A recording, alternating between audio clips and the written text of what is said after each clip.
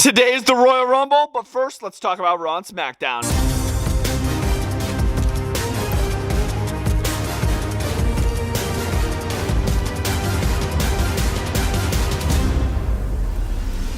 What's up, guys? The phenomenal AJ Styles, and you're watching Bretto Live. What is going on, guys? Bretto Live back with another video. And today, we're going to be talking about Raw and SmackDown from this past week before we get to the Royal Rumble, which is tonight. I am going to be reviewing the Royal Rumble tomorrow in the same style. WWE Action Figure Setup style. It's going to be insane. So stay tuned for that video. Subscribe, turn on notifications so you guys don't miss that tomorrow morning. Monday Night Raw, we are going to start off with this episode of Raw Action Figure Setup style. This Raw was from Atlanta, Georgia. Crowd was hot. Show was hot. Matches were intense. I could have sworn there were a couple of shoot fights in a couple of these matches. We are going to talk about everything, so let's do it. Who better to open up the show with than Seth freaking Rollins? The Visionary opens up Raw. It's Monday Night Rollins, if you know what I mean. Who does he get interrupted by? Well, first Seth was talking about the Rumble. Gets interrupted by the WWE World Heavyweight Champion Gunther. They go back and forth with words, because of course if Seth Rollins wins the Rumble, he can choose to face Gunther or Cody Rhodes. So this might be foreshadowing a possible match at Mania. Rollins versus Gunther could be possible. And who else interrupted this promo? Mr. Logan Paul. Logan Paul has returned to WWE. We haven't seen him since he lost his United States Championship, I believe. So it's pretty cool to see Logan Paul in a WWE ring, if you know what I mean. So he pops out. They were booing the living snot out of Logan Paul. It was insane. I could barely hear him speak. It was like Dominic Mysterio level of boos. But he basically just said, I'm here to stay. I am entering the Royal Rumble, and hell, Gunther, maybe I'll even beat you for that championship at WrestleMania. So this could possibly be another match, just giving us some possibility of winners for the Rumble. Logan Paul in the Royal Rumble, that's going to be amazing, love him or hate him. But this was a great promo to open up the show. Seriously, this was some great stuff. Sami Zayn was being interviewed backstage. He would approach CM Punk and say, hey, Punk, I heard what you said about me last week, saying I'm not on your level. Well, hey, double check, because I've main evented at WrestleMania, so pretty good comeback from Sami Zayn. But then Sami Zayn would freaking run across Karrion Kross, and I was like, bro, why? I don't like Karrion Kross, as most of you guys know. I just feel like he's just a big annoyance to storylines that he just does not need to be in, and this is one of them, man. What does he have to do with Sami Zayn? Like, he just brought up the kick to Seth Rollins, and it was just annoying, Sami Zayn would also approach Seth Rollins later backstage, and he would say, Seth, are we good? That Helluva kick was on accident, and Seth, it took a minute, but Seth did say, we are good, but it was a very hesitant we are good from Seth Rollins, so I don't know if they're actually good. Seth and Sami Zayn, we'll have to see. Straight up, I was not really that excited for this match. It was the Viking Raiders in their first WWE Tag Team Championship defense. They defended the titles up against the Judgment Day, JD McDonough. It was supposed to be Finn Balor, but he's not cleared because, of course, the street fight against Damian Priest, so Dominic Mysterio had stepped up to the plate. It was Dominic, JD versus the Viking Raiders. This match was amazing, easily highlighted the match. JD McDonough went for this moonsault springboard to the outside of the ring, really close to the announce desk, so he takes out, I believe it was Ivar, it might have been Eric, I forgot. JD McDonough's back of his neck hits the announce desk with such whiplash. I did not think he was going to be able to continue, but he did. The crowd was cheering him on. I was like, bro, the crowd cheering JD McDonough? Rightfully so. Bro literally almost died. It was insane. Match was crazy. In the end, Carlito would come out, try to cheat for the Judgment Day, but it really wouldn't work out. It wouldn't work out. The Vikings hit their little Viking Raider finishing maneuver, and they were able to pick up the victory, pinning Dominic Mysterio, I believe, to win the match and retain their WWE Tag Team Championships. What a match. I mean, the Viking Raiders looked amazing. Dominic and JD looked amazing. This match, easily match of the night. Match of the night, hands down. It was great. Xavier Woods' family doesn't even like him. So Rey Mysterio went one-on-one with Xavier Woods, and before the match, we're just like, well, yeah, my family's supposed to be sitting ringside. They didn't really show up, as you can see. I don't have anybody right here, but towards the end of the match, they'd show up. So Xavier Woods acknowledges his family, but then they take off their jackets and reveal that they're wearing New Day Sucks merchandise. So it was also Lil Yachty was over there, I guess a rapper. I'm not too familiar with him, but I guess he was there as well, and they revealed these t-shirts, and they're actually some pretty fire t-shirts. I might have to cop one. And after they do that, Rey Mysterio is able to take advantage by hitting a 619 on Xavier Woods to pick up the victory. LWO Mysterio is also on ringside cheering on Rey Mysterio. Oh, did anybody else hear that Zelina Vega is also going to SmackDown? That is awesome. She's going to be doing great things over there. But yeah, Rey takes a big W over Xavier Woods, and Xavier Woods' family, his own family, is disappointed with him and how they both, Kofi Kingston and Xavier Woods, treated Big E, kicking him out of the New Day. This was some great stuff. This is easily one of the craziest main event Jey Uso entrances here on Raw is Netflix. So Jey makes his entrance, like pretending like he won the WWE World Heavyweight Championship at the Saturday Night Main Event. This literally felt like a championship celebration entrance. He didn't win, as you guys know, if you guys saw my review. He was entering with Quavo. I know that's our truth, but yeah, he was entering with Quavo, which I thought was really cool. See, I am familiar with Quavo, so that's pretty cool. He was entering with him. They were just yeeting up and down through the crowd, Shield style, on the announce desk. And basically, Jey got the point across that he's entering the Rumble, and he's going to win the Rumble and get another shot at a high championship, whether that's the Undisputed or the World Heavyweight. He wants in the Rumble, and he's going to freaking win it. According to Jey Uso, we'll see what happens, but this was a really hype promo. Really good stuff. There was some very interesting commentary from Michael Cole during this tag team match. Did anybody pick up on it? So it was Liv Morgan and Raquel Rodriguez versus our women's tag team champions Bianca Belair and Naomi. Really cool, right? This was a great match. During the match, Michael Cole said on commentary, I found it very interesting. He had said, because if you guys know, I've been very invested in this who attacked Jade Cargill thing. So I'm trying to freaking figure it out. So Michael Cole said, last year in the Royal Rumble, Jade Cargill eliminated Naomi. He just said it so randomly. I'm like, what did he just say? What did he just say? He is planting a seed. Naomi is 100% the one that attacked Jade. I am 100% on it now. Last week I was a little iffy on it. I'm 100% after that quote from Michael Cole. Anyways, back into the tag team match. This was a great tag match. Dominic Mysterio is going to come out to get involved. He kind of posed a little distraction. Allows for Liv and Raquel to pick up the victory. They freaking beat Bianca and Naomi. Very shocking stuff here. I believe Naomi was pinned. But yeah, they beat the women's tag team champions. And I believe this is like the second time that Liv's gotten a big pinfall victory over them. She pinned Bianca, and now she's pinning her freaking again. Like I said, I don't know if they pinned Naomi or Bianca, but they beat the women's tag team champions, so they're definitely going to be getting an opportunity at those titles soon. You can best bet that. We gotta talk about this. Cero Miedo Pentagon Jr. I'm sorry, Penta has entered the Royal Rumble. How amazing is this, bro? He just had a little crazy hype video. They did a great video package for him, and a couple of his match highlights, and just him looking like a beast. So yeah, he entered the Royal Rumble. Is he going to win? Probably not, but I mean, oh my God, Penta in the Rumble. I never would have thought I'd see that. That's awesome. Paul Heyman has revealed that Roman Reigns will be the cover of WWE 2K25, which is pretty freaking awesome. They had a great poster pop down, but you know, Paul Heyman's not just gonna, come out, reveal the poster, and nobody's gonna interrupt him. Drew McIntyre interrupts Paul Heyman, and he really got in the face of Paul Heyman, got in his personal space. I love when Drew talks. He's a great talker on the microphone. Basically tells Paul Heyman, tell your guy that I'm going to be targeting him in the Royal Rumble. But he wasn't talking about Roman Reigns. Who was he talking about? He was talking about that darn CM Punk. Threatening CM Punk for the Rumble is Drew McIntyre. He's coming for Punk. And man, Paul Heyman was nervous, bro. This was a great segment. Immediately after that promo, Drew McIntyre would go one-on-one with Sami Zayn. Drew McIntyre has beat Sami Zayn 10 times, bro. Sami Zayn's never beat Drew McIntyre. And it continues. It freaking continues here. Drew McIntyre. And dude, Sami Zayn fought his freaking butt off, bro. He was bleeding from the nose. He was just getting his butt kicked. But dude, he had Drew in this match. Drew had to cheat. Drew put his feet on the rope. Freaking referee Rod Zapata didn't see it, bro. Reminds me of a freaking Chiefs game. Drew McIntyre picks up the victory and then attacks Sami Zayn after the match. Cody Rhodes is going to come out to help out Sami Zayn. And then Kevin Owens randomly makes an appearance. Kevin Owens starts attacking Cody Rhodes. And then it leads to Sami Zayn inadvertently, accidentally hitting a freaking Halula kick on Cody. Last week he did it to Seth. This week he's doing it to Cody. And then Kevin Owens, he's like, yeah, good job, Zayn. Good job, Zayn. Patting him on the chest. I'm like, no! Sami Zayn did not mean to do that. Come on. And there's Drew smirking like a piece of crap. I was like, bro, Sami Zayn is so controversial right now. Does he help Kevin? Does he not?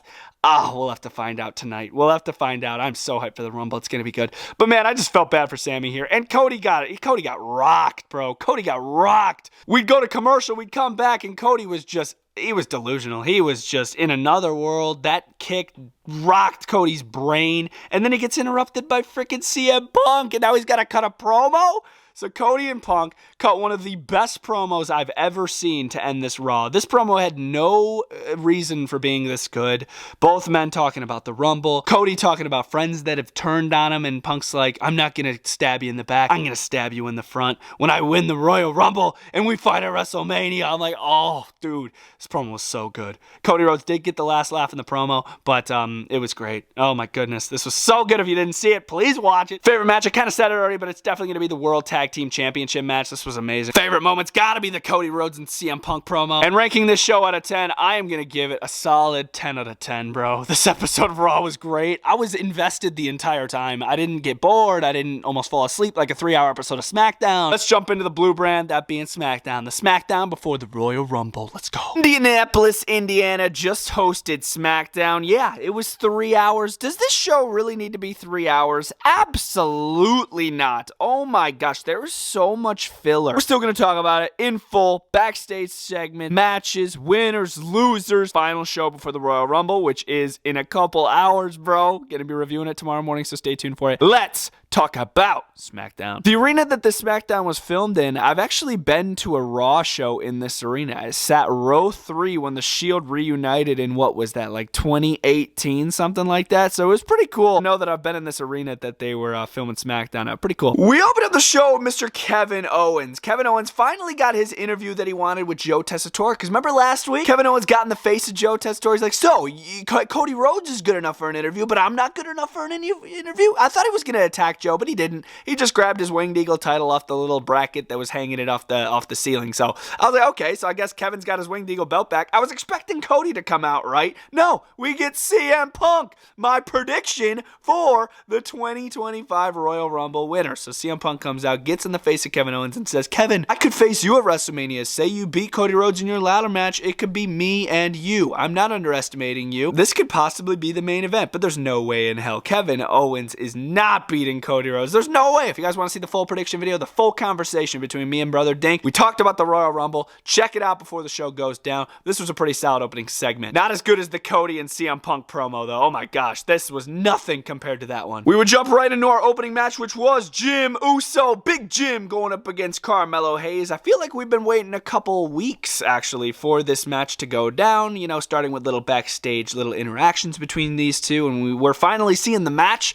Match was pretty good. Did it deliver as much as I thought it was going to? No, but it was still pretty decent. A sloppy cover to finish. Jimmy Uso would grab the tights of Carmelo Hayes, pinning Carmelo Hayes 1, 2, 3. But turnabout is fair play, because Carmelo was looking to pin Jimmy with leverage from the rope. So, in a way, Jimmy cheated, but, you know, hey, like I said, if Carmelo's willing to cheat, might as well should Jimmy as well. Whatever it takes to win. Big Jim with the victory. Bro, I am sick of these Michin U.S. title opportunities. So, Michin had her third opportunity at Chelsea Green in the U.S. Championship, and she failed again. Oh my God.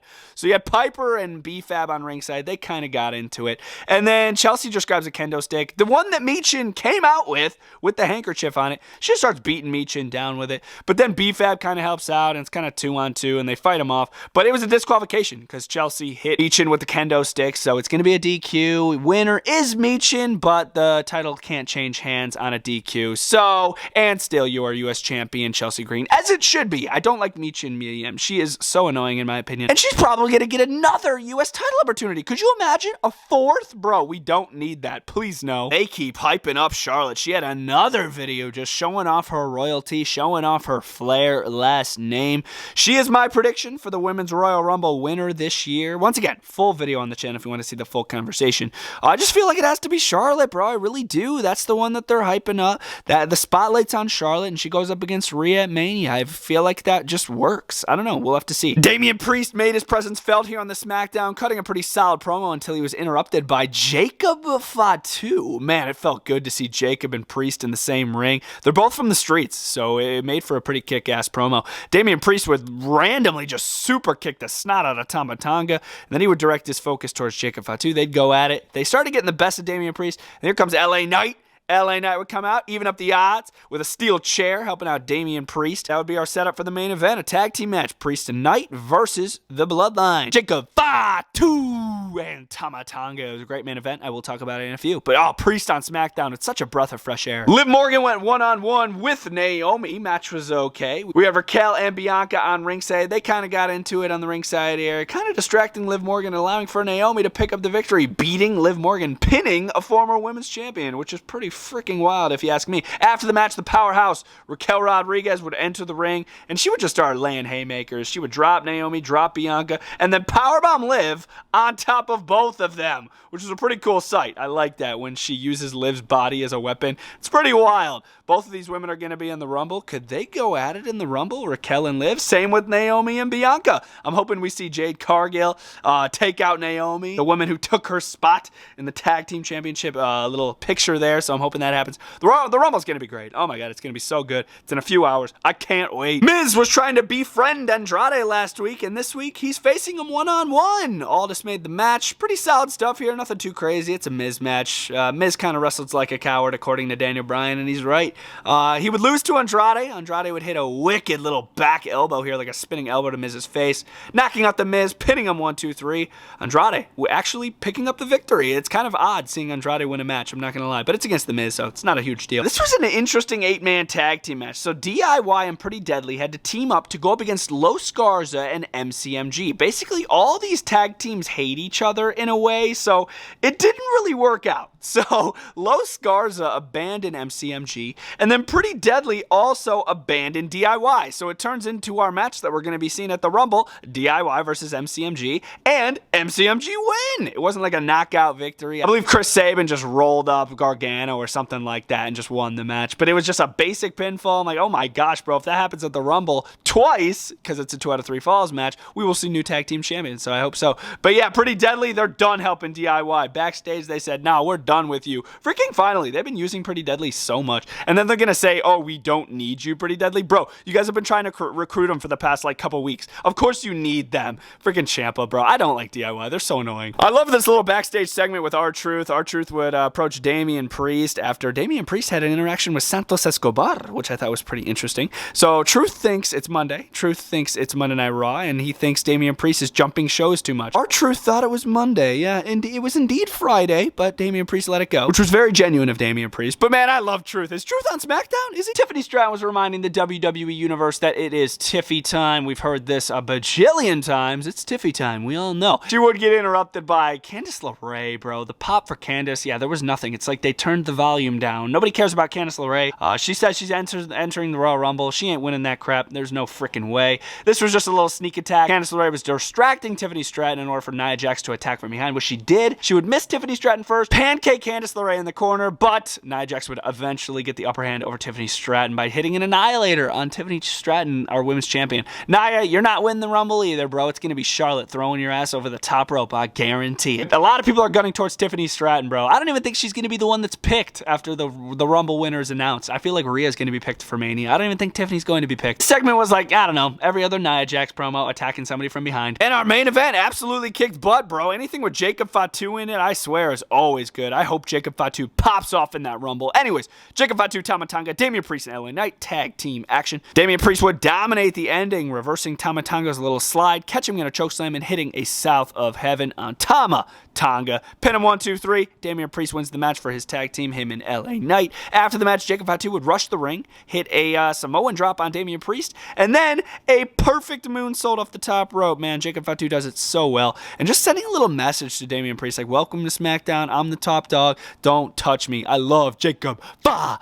And I love when he does that too, bro. It definitely replaced the I love you solo. So I think Fatu is just as good. I think it's really cool. This was the last WWE show before the Royal Rumble. Do I think they had good build-up for the Rumble? Absolutely. I have no clue who's going to win that men's, man. Once again, full prediction video on the channel if you want to see the full coverage of every match that's going down there. Favorite match on this episode of SmackDown easily is going to be the main event. Favorite moment's probably going to be the interaction between Kevin Owens and CM Punk. And ranking the show out of 10, I'm going to give it a solid 7 out of of 10. Who had the better show this week, Raw or SmackDown? Let me know in the comment section down below with a Raw or a SmackDown. Once again, comment section down below. Also, smash a like. Stay tuned for the Royal Rumble review. I'm going to be reviewing that show tomorrow. Action figure setup style, very similar to this. It's going to be crazy. I'm going to try to make that setup insane. So stay tuned for that and enjoy the Royal Rumble, guys. Bretto Live is out.